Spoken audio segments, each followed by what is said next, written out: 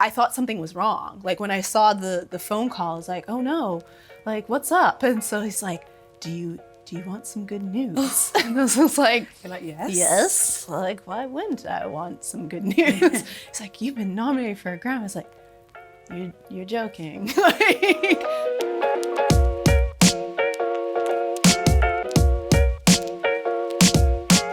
Hi, I'm Starlet and I'm here with Jayda G for NME's In Conversation series. Jayda, how are you? I'm good. I'm happy to good. be here. I feel like we were having a bit of a hay fever moment earlier. I know we were. Which is always good, you know, this time of year Oh yeah. No, itchy eyes, runny nose, all those beautiful but things. I must say, looking flawless. So Thank you. Thank you so much for being here with us today. So first and foremost, I want to know about the DJ Kicks mix. How long have you been following this mix series? Oh, yeah. That's a good question. For a long while, actually. Like I remember listening, not quite knowing what DJ Kicks was, but like listening to songs that were off of this DJ Kicks mix. Like I remember like Chromeo made a DJ Kicks back in the day, and like they had some like really random French disco songs, and that's why I was listening to it. And then like obviously as I, digging, always doing my research, I'm like, oh, this is super cool. And then it just like became like actually like a goal of mine. Like I was just like, one day I want to do a DJ Kicks mix. Like, and so it's been a really big deal for me actually that I was asked to do this. So I think we always have those little lists, don't we? You're like, right, I want this, I want that. Mine are so minor. I feel like you've done so many things, which we will get into later, but having that on the list I think is great. And it kind of shows, the depth of your music taste, because it kind of goes from like soul and disco into funk, into the later things. How did you decide on what tunes were going to go in the DJ Kicks mix? Yeah, it was really hard. I can imagine. Yeah, like it started off with this huge spreadsheet of like way too many songs that I wanted to be in the mix, but just slowly whittling it down. And then I kind of got to a point where I was pulling songs that were always had like a memory associated with it.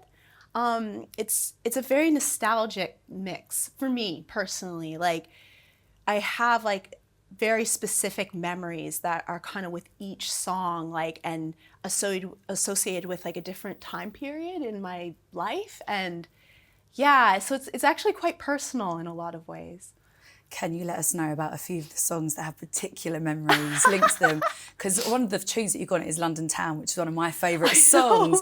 So when I saw that, I was like, okay, she's a girl after my own heart. So I just want to know, what memories you have linked to them. No, like that particular song was when I was really getting into DJing and listening to lots of different mixes. I obviously was listening to a lot of DJs from here in London, and that I remember, I think it must have been like an NTS radio like show or something like that it was on, and I was like, oh, this is so cool. And then what happened is like when I actually moved here and I was listening to that song again, I was like, wow, like it had a whole new context for me because I'm actually living here in London, and it just had so much more meaning to it. And so I was kind of like a little bit of like an ode to London, like starting off with it. Yeah. Maybe a little corny, but No, I love those little notes, like you've just said, you just moved to London. That's why it's almost got more meaning now. Yeah, exactly. You also have some friends on the mix that I've noticed. You've got like DJ Boring, a couple of other people. I want to say Hi, but I always feel like I pronounce her name wrong. So No, Hi's on it. Like, again, it's like everything I do, I try and have like a personal element to it, just so that it feels meaningful to me. And I'm always trying to surround and involve people that I like working with and that I care about. And again, like the mix, obviously, like it has songs, like I said, that has specific memories to it, but it's also the people that I want to have on the mix as well. I've had certain memories with as well. So it's very like heartfelt. But yeah, like Hi, like I don't know, we started getting booked together like in 2018, I think, and we just became like really fast friends. And she actually like lives down the road from me. Oh, no way. Yeah, Okay, she's nice, like, yeah, nice. it's been like we're really close. And same with Jennifer Loveless is on it, and she's from Toronto originally, but I met her touring in Australia, and wow. she's like whenever I go to Australia, I stay for like a month because it's just so far. Like I'm just like, I'm not going just for a weekend. That's insane. And so she's like my homie there. Like we spend that's like lovely. every day together, and same with LNS. Like we started DJing together. So it's like all these people who have been quite having like certain moments with throughout my DJ career. And that's why you thought you'd bring them in. A little ode to the friends as well as the memories. Yeah, like what's the point of doing these things if you can't like share and like Shout about your friends. Yeah. Yeah. No, I completely agree. When you were formulating this mix, like what time of year was it? Last year, this year? When were you putting it together? Oh wow.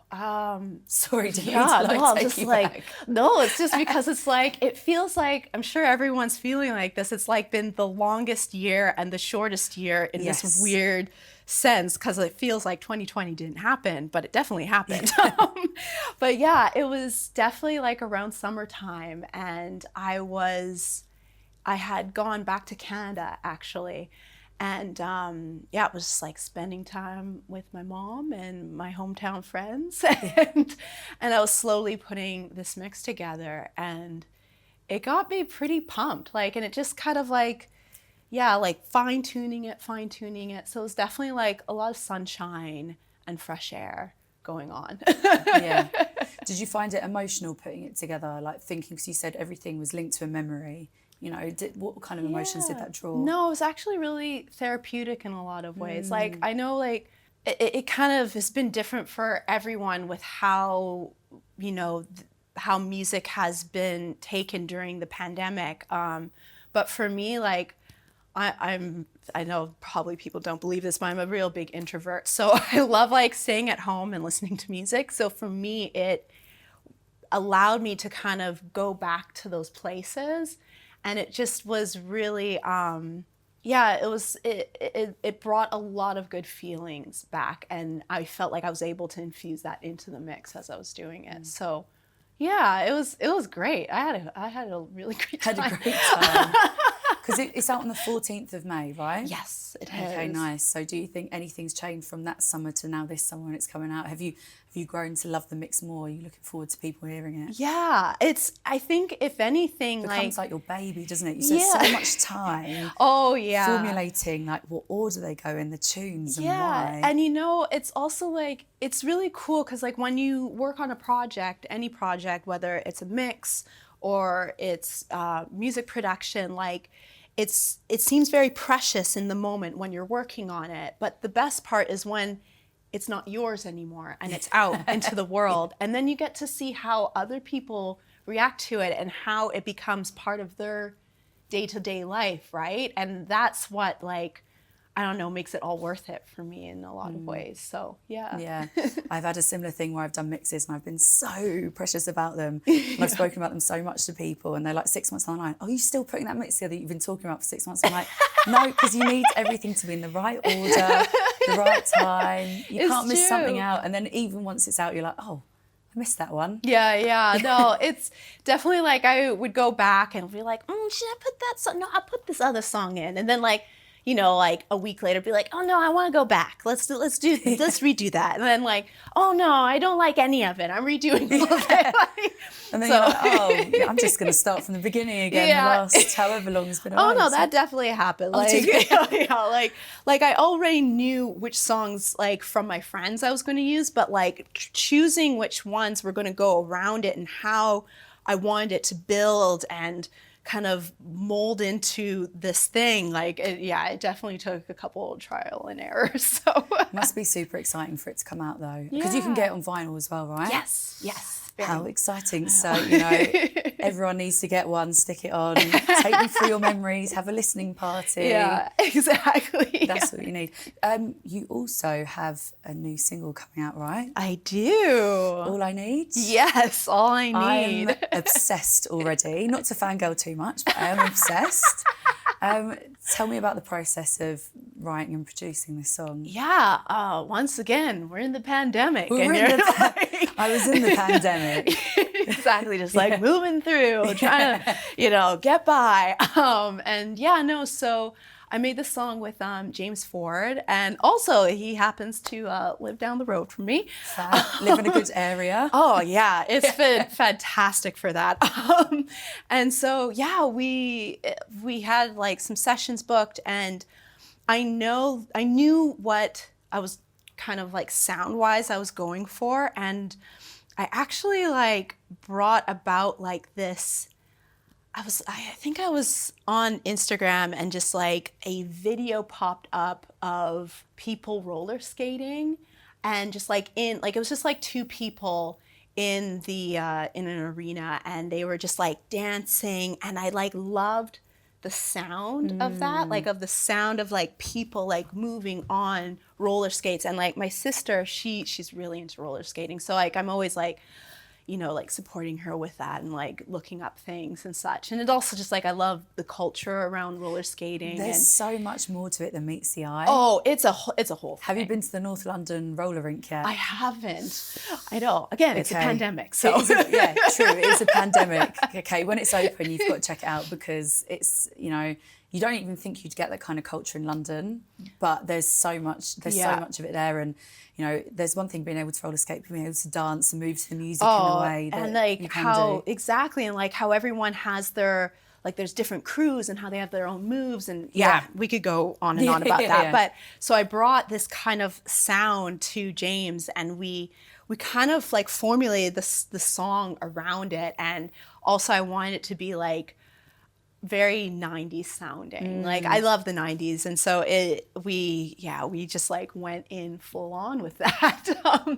And it was we had a lot of fun. It was a good time, and it's like playing keys, and also it's just like, cuz it's been a pandemic, and I'm an introvert, so like I'm, in my studio just like doing my thing, and it was just also like a real breath of fresh air to work with someone.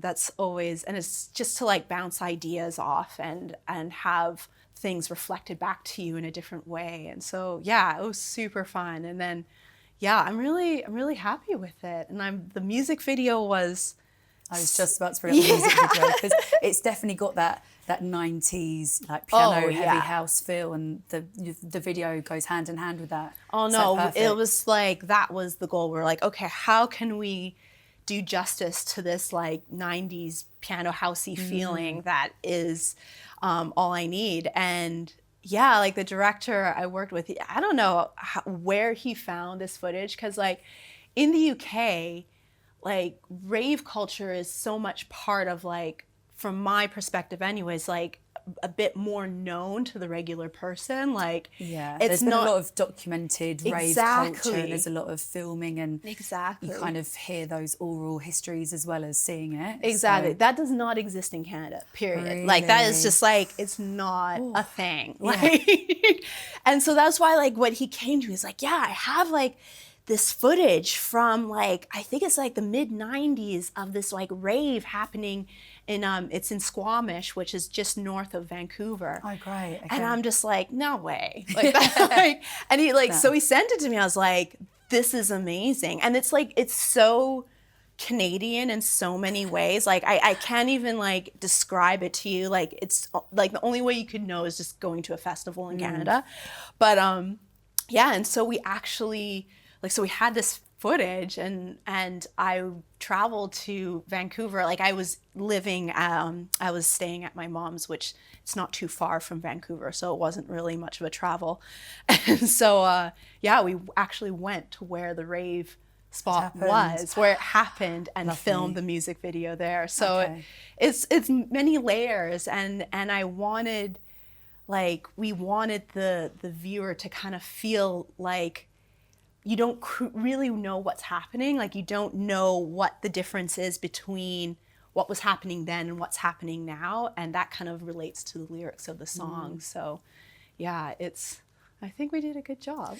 Yeah, it's great. And because I know that there was like, obviously, like you said, you filmed parts of it, you know, in the current, you know, era, and then those bits from the 90s. It's great that you could like merge those two bits together and not really realise when was then and when was now. Yeah, no, and it's also like, you know, it is a pandemic, so it was challenging to try and, you know, do a music video. And so like, how can we do this in a creative way where, you know, we are still living this like feeling of wanting to be with people and dancing and kind of being in, you know, that oneness that happens when you're at a festival, but not being able to actually do that in real life. So, it's been a different experience this year. And I know you said earlier about it was lovely to work with someone.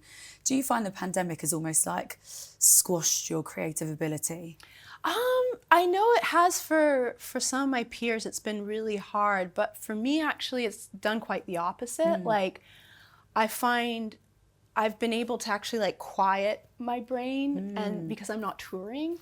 And because of that, like I've been able to realize a lot of ideas I've had that have kind of just like been in the back burner, like been simmering. Able to bring them out because there's so much noise. Yeah, exactly. So it actually has been really, for me, it's actually been really good. So yeah. I feel like another thing that you've experienced during this pandemic, which no one else has ever experienced, is your Grammy nomination. First and foremost, how did you feel when you were nominated? Oh yeah, that was probably one of the biggest surprises of my life. I really like talking to like friends and family. Like everyone's like, like you knew, right, that this was coming. I was like, I had like no clue. Like I was at home, like in my studio working. I didn't even know the Grammys were being announced, like the nominations were being announced that day. Like I don't really pay attention to like that kind of stuff. I really like live in my own bubble. And yeah, so my manager called me, and it was like past 6 p.m. and like he never really calls me at that time. And so I thought something was wrong. Like when I saw the phone call, I was like, oh no, like what's up? And so he's like, do you want some good news? And I was like, you're like, yes. Yes. Like, why wouldn't I want some good news? He's like, you've been nominated for a Grammy. I was like, you're joking. Like what? Like it definitely took me a minute to like process what he had said. And then I just like screamed for 2 hours straight. Yeah, like, yeah. Completely understandable. Because even hearing that, I just feel like I can't even, you know, imagine the feeling of getting that, because it was for your track, both of us, right? Yeah. Best dance track? Yes, best dance track. I can't, how do they even go about choosing these things? And the fact you got the call from your manager, you know, they didn't send you like a golden envelope through your doorstep, right? How you think that the Grammys are going to tell you you're nominated. Literally, it's just like, and if my manager hadn't called, I think, like imagine, like I would have just been like gone on like social media and all of a sudden been like, what is all, like, a lot of traffic all of a sudden, like what's going on? Like, and like, yeah, it was, I had no idea that it was coming. And I really like just looking at who has been nominated and who's won and such in the past, like the fact that, I don't know, it was such a big surprise, because like I was up against people who have been doing like making music and in the scene for a very long time. So I felt like I was definitely like the newbie coming in. Like I was Nothing like, wrong with oh my feeling God, like hi. Well, it's a great track anyway, so it must have been Thank amazing. you. And how did you find, because obviously the Grammys were spent indoors this year. Yeah. Would you have gone had there been no pandemic? Yeah. Yes. No, I definitely, like I think that would have been, I can't even still, like, I can't fathom what that would be like. Like if it had actually happened, yeah, it would have been a whole big to do, I think. But to also do it at home had like its own kind of special thing. Like, again, like I went back to Canada like twice during this pandemic, one during the summer and one during the winter to just be around my mom. And so I was able to share that experience. So I did the Grammys in my hometown. Oh my God, great. Like I'm from a really small town in Canada. So like there's like 4,000 people there. So wow.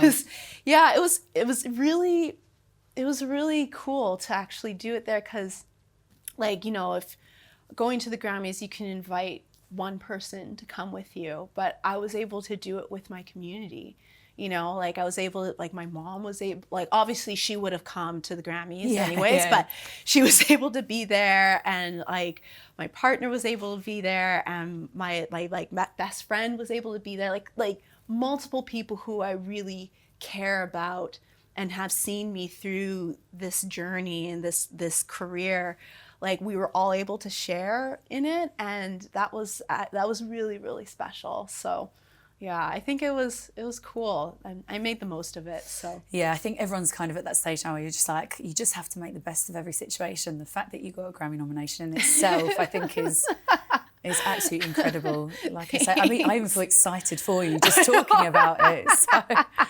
I know, I still like it still doesn't like feel real. You get those little tinges sometimes. You think about it like, I'm Grammy nominated. Oh no, like I like fully like kind of forget about it sometimes. I'm like, and then it like kind of like hits me in my head. Like I'll just be like going about my day. I'm like, oh yeah, like that's crazy. Huh? That was me. Who would have thought? Like, I feel like you've done, you know, inordinate amounts of things this year, which has been incredible to see. Another thing that I want to ask you about is the Lipa collaboration.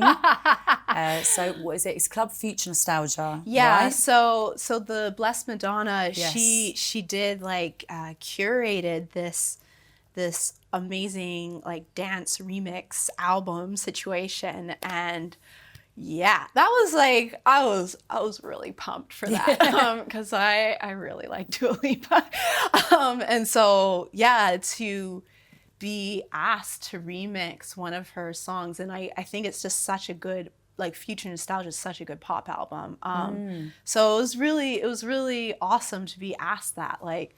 And then I got to choose too. That are like, oh, here's like a few songs. Like, which one do you they want? didn't just give it to you, like, right? No, I know, You got like the full pick. Yeah, I love like that. I love felt that. like really honored to be on there. It was, and like along like so many people, like other producers that I look up to as well. And yeah, I had a lot of fun. I was also incredibly nervous. Like, were you? oh yeah, like I Not really as nervous as the Grammys though. no, that was a whole different like bag of nerves that Yeah. like I've never been so nervous in my entire life. But for the like I just really wanted them to like it, you know? Like I wanted to make something that like really turned the song on its head and did something different with it. And yeah, and I like I think I did an okay job. I thought I really was happy You did with the it in cool end. track, right? Yeah, I thought it was great. I thought it was great. And I also am to a sneaky Dua Lipa fan.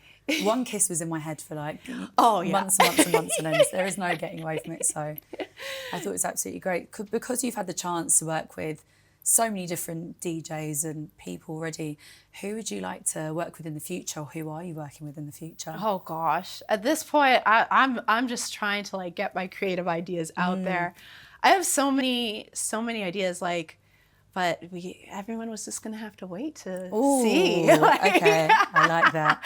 I like that as well. And do you know what? Something I always love to ask people, especially because you DJ the kind of music that I love. Like I grew up on disco and soul. Yeah. How did you get into your type of music that you're into, and then grow as a DJ with that? Yeah, you know, I gotta thank my parents. Like It's always the parents. I know, like I'm really lucky. Like my mom, she's really into like classical and jazz. I grew up with like a lot of opera, like opera just blaring through the house at all times of the day. And then my dad, he actually was a radio DJ back in the day, Oh, that's funny great. enough. Okay, nice. Like back in the 70s. Yeah, and he loved music. And so like growing up as a kid, like, you know, in Canada, the big thing to do during summer holidays is to go on these endless long road trips that take days and days and days.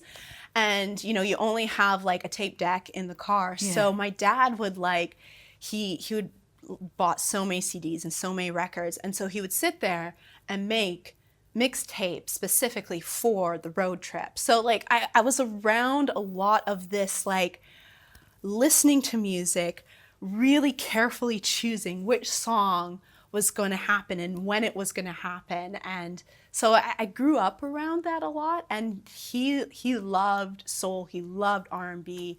And yeah, so it was just around me a lot. And disco came in actually a lot through my sister, because like she's really into roller skating. It all just makes sense, doesn't it? Yeah, and so I remember she gave me a mixtape, like, oh, this was so long ago, and it was just all the disco classics that she would roller skate to. And I remember like I rinsed that, like I listened to it so much, and it was at a time where like, you know, you weren't able to look up what the, like Shazam did not exist at that point. So later on, I would refine these classics as I was digging for records, and it kind of just like blossomed from there. But yeah, I really have my family to thank for my taste in music. I think a lot of people underestimate how growing up in a musical household completely changes the way that your relationship with music builds, because you want to find new music. A lot of music you already know, so you're kind of like, okay, well, if that person has produced that song, then where else have they produced? And it kind of leads you on this musical journey. I think that's what makes a lot of great DJs, to be honest. Maybe that's just my thought process. No, you're totally right. Yeah. You got to be a nerd for it. Like, well, everyone that's a DJ is a nerd at heart, because you get so deep into looking for certain types of music. Like, I don't know, for you, did you ever kind of grow up looking in record shops and stuff like that? Was that part of the process? Well, for me, I grew up during like the Napster time. Oh, so I would, after school, I would sit on my computer and I would sit there for hours and hours and hours looking for music on like, actually like, I didn't have Napster, I had LimeWire. I was going to say, I was part of the LimeWire generation, and those computers never ever came back from those viruses. No, it was, my poor mom with me on that computer. Like, but yeah, like, that was how I found so much of what still influences me today in a lot of ways. So. Yeah. When you look back on it, you're like, okay, when was that last time I came off LimeWire and then never went back again? I know. Where have all those tunes gone now? No. And then like it made so many like mixed CDs from it, and like those were good times. Yeah. I genuinely feel like the first time I decided that I was a DJ, before I even knew I was like 15, and I used to make mixed CDs from LimeWire, and then I went to a random house party in Cambridge of all places and ended up DJing the whole night with like my iPods and my CDs. Oh yeah. And I think back on that time and I was like, you were DJing before you even realised that's what you wanted to do. Yeah. No, I had the exact same, like being at uni and like with my iPod, and like my iPod, like that, like it went with me everywhere. Like, and all the songs were on the iPod. And I was like always like had like the iPod plugged in and like the music going, and like it was happening before I even knew it was a thing. Yeah, DJ before you're a DJ. Yeah. And you just mentioned university. So you did environmental toxicology. Am I correct? Did I get my words down? Yes, I know a lot of syllables. No. Yeah, it's incredible. How do you find the mixture between, you know, what you did at uni and music? Have you found a way to marry them in any way? Yeah, like, oh gosh, it feels like it was a whole different part of me in so many ways. Like, I was working and you know, doing like working in academia and such for 10 years. I got my undergrad in biology and ecology, and then I did my master's. It was in natural resource and environmental management, and I specialized in environmental toxicology. So that's looking at pollution and how it affects various ecosystems.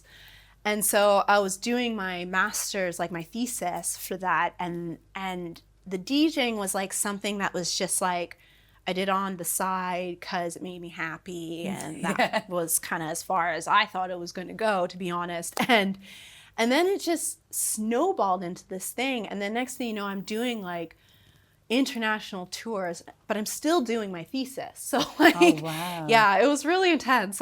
But like the coolest thing was like 2018, like I had defended my thesis. It's not like it was June 2018, and like defended, passed, and then I like flew back to Europe because like my thesis was in Vancouver, where I had been living at the time, and I had flew to, I think it was Budapest or something, and I had like for a festival, yeah, I think it was. There were so many festivals at that point. So, but I had posted on Instagram that I had done my defense, and then I show up to this festival just after doing it, and all these fans were coming to me being like, congratulations on defending and passing. And I was like, oh my gosh, this is like the best way to like celebrate like this like thing that I had been doing for like, I think for 4 years at that point. So yeah, it feels like this whole other world I was in, and to blend the two, like I've kind of just brought on like I was doing JMG talks for a bit. That was, pre-pandemic when we could gather.